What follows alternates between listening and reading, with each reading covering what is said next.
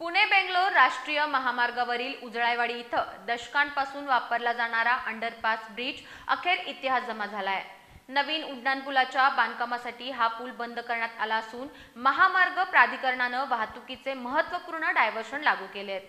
स्थानिक नागरिक, विद्यार्थी आणि वाहन चालकांसाठी हा मोठा बदल मानला जातोय।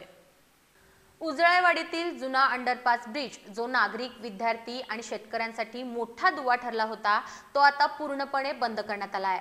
आसोबा मंदिराजवळ या पुलाच्या जागी नवीन 20 मीटर रुंद आणि 5.5 मीटर उंच असा उड्डाणपूल उभारण्यात येणार आहे। पूल बंद झाल्यामुळे महामार्ग प्राधिकरणानं वाहतुकीचे डायव्हर्शन जाहीर केलेत।